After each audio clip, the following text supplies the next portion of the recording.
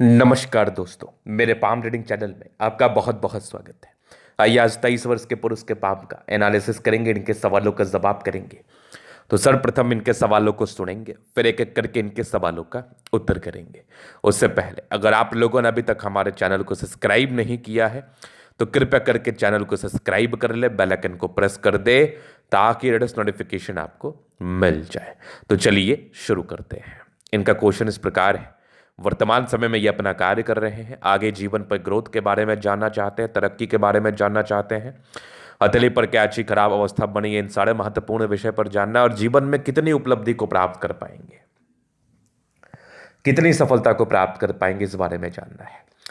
तो आपने पामिस्ट्री में ये चीज बहुत बार सुना होगा, बहुत बार, कि हथेली पर अगर गुलाबी रेखा हो तो ज्यादा अच्छा फल देती है, डार्क रेखाएं बहुत अच्छा फल नहीं देती है। तो इनके हथेली पर तो आपको स्ट्रांगली डार्क रेखाएं नजर आ रही होंगी।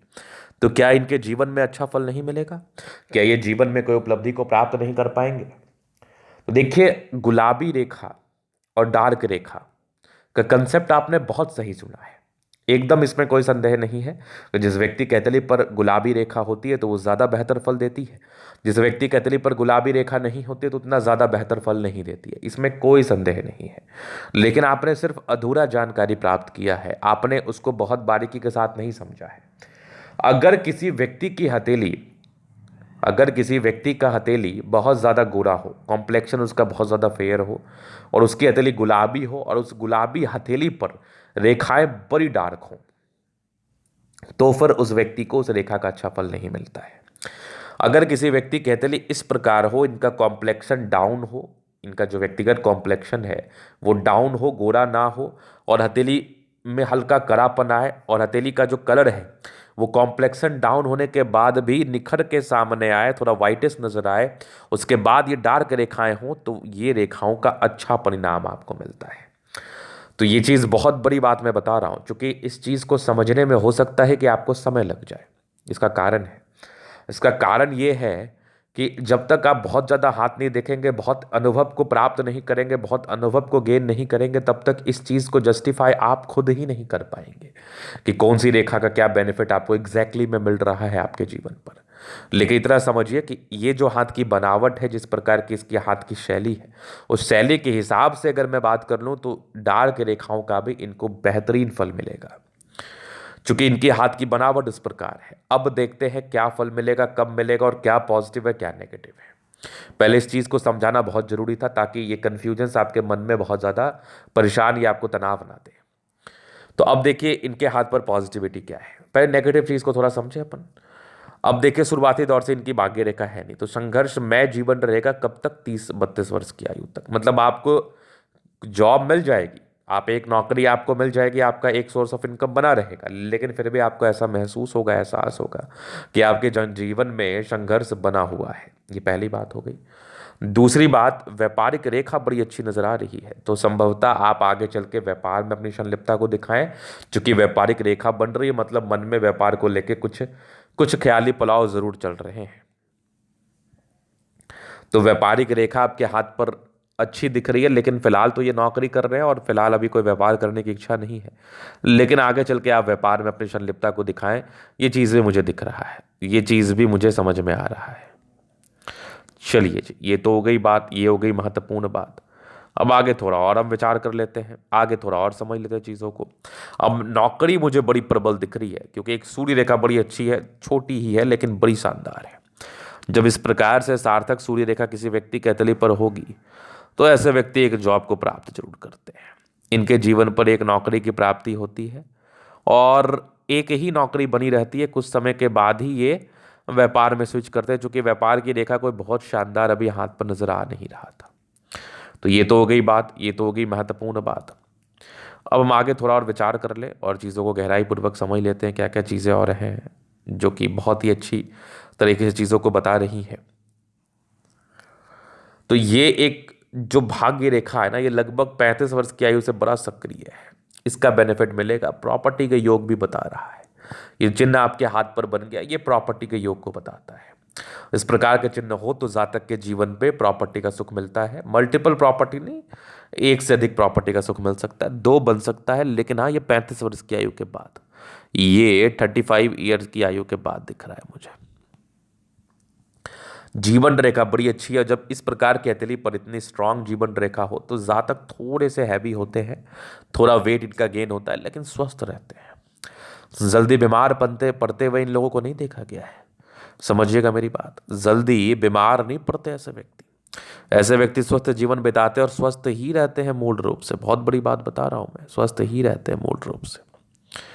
ये तो होगी पहली बात। दूसरी बात, कुछ प्रगति की रेखा थी, जीवन में प्रगति और तरक्की को बता रही है। कुछ कुछ समय में जीवन में एक अचानक ग्रोथ आपको नजर आएगा और वो ग्रोथ बहुत ज़्यादा ही लुभावना रहेगा। मंगल रेखा भी बड़ी अच्छी है, शानदार है, बचाव कराती है। पॉजिटिविटी में प्लैनेट बहुत गद्देदार नहीं है, लेकिन हाँ बहुत स्मूथ भी नहीं है। गद्देदार भी ना होने से शारीरिक श्रम करना पड़ता। आप उस लायक हैं कि आप शारीरिक श्रम को कर सकते हैं, आप उस लायक हैं। आप उस लायक है कि आप शारीरिक श्रम कर सकते हैं और जीवन पर आगे बढ़ सकते हैं। तो यहां पर बहुत ज्यादा ही गद्देदार हथेली ना होने की वजह से थोड़ा स्ट्रगल जीवन पर रहता है, सामान्य बात है, सामान्य बात है। चलिए, ये तो हो गई पॉजिटिविटी। नेगेटिविटी भी मैंने साथ ही साथ बता दिया कि शुरुआती दौर से भाग्य रेखा बहुत ही अच्छी नहीं थी। तो ये इंडिकेट करती है कि जीवन में थोड़ी परेशानी आती है, थोड़ा तनाव आता है, थोड़ा ये चीज़ तो दिखता है मुझे, ये चीज़ तो समझ में आ रहा था। चलिए, अभी इन कैथली का आप अध्ययन करेंगे, चीज़ों को स्पष्ट रूप से क्लियर करेंगे। तो एक कंसेप्ट आपका आज क्लियर हुआ। वीडियो अच्छा लगा जो लाइक कर दे। तो यहाँ पर से आगे ये स्क्वायर स्पाम, महत्वाकांक्षी और जिद्दी दोनों प्रवृत्ति के इंसान है। जिद बहुत ज़्यादा होता है, कुछ करने की इच्छा बहुत ज़्यादा होती है और उस जिद की वजह से जीवन पर बहुत कुछ कर भी लेते हैं आप। उसके बाद ज़बरदस्त थंब है, यवा आकृति, जही भी सपोर्ट चाहिए मिल जाएगा। डिज़ायर्स के अच्छे लाइन है, तो बड़े महत्वाकांक्षी है, महत्वाकांक्षी नेचर में कोई कमी नहीं है। बेहतरीन थंब है तो व्यक्तित्व शानदार होता है, तो व्यक्तित्व के शानदार में भी कोई दिक्कत है नहीं। समझदारी काफ़ी अच्छी है, समझदारी पूर्वक जीवन को जीते हैं और समझदारी पूर्वक जीवन को बिताते हैं।